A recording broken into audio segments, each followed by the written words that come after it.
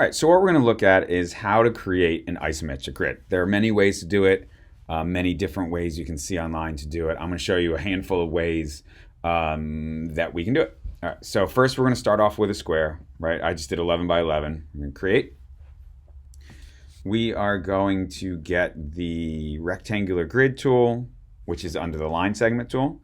And I'm going to find the kind of corner that's there. Hopefully I get an intersection that's there, right? Close enough. I'm going to click.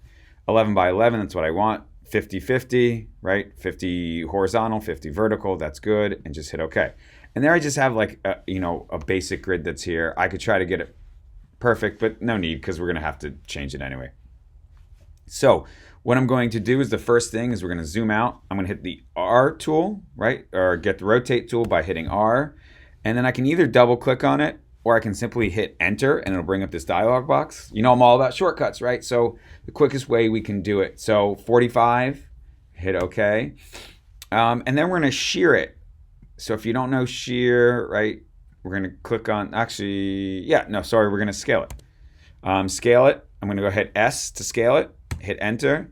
And then we're going to do non-uniform and we're going to scale it vertically 57.74.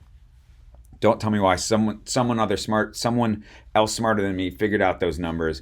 It's to create a perfect isometric grid. And I'll show you another one that we can do on top of that so you can see what the difference is. And we're going to do OK. And that's it. There's your isometric grid. Now I'm just going to make it bigger to fill this page. All right, we just fill it on the outside, and there is our isometric grid. Now, what I'm going to do next is I'm going to take this, go to View, go to Guides, and do Make Guides. Now I have those as guidelines. And I could change the color of those guides if I wanted to, if I didn't like that blue color. So if I go to my preferences, and I go to Grids and Guides, right? I can change the color of this from cyan. I can change it custom. I can do just light gray. And you can see now there are my guides, right? So that's one way to definitely do that. You can do it another way also. We're going to use the line tool. We're going to go over here,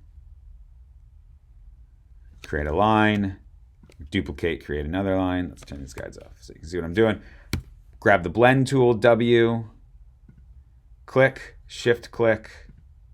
Now what happened to do this before, because I was working on it before, 48 steps, so you get 50 total, right? Because you have one at the end and one at the other end, which total 50. We're going to do OK. Next, we are going to rotate, so R and then enter, and then we're going to type in 60 degrees and copy, and then select the back one. You already have rotate selected, or if you don't, hit R again, and then we're going to do -60. And we're going to select all, and again, we're going to make that bigger. And that is just another way to make an isometric grid. Now, if we look at over top, I mean, it's pretty close to what we just did.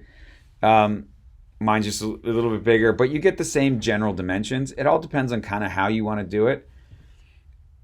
Other more complicated ways, if you want the line, if you want that line down in the middle, that's a whole other situation. But for right now, we just need this. And then next video, I'm going to show you how to work within this pixel or this isometric grid we just created.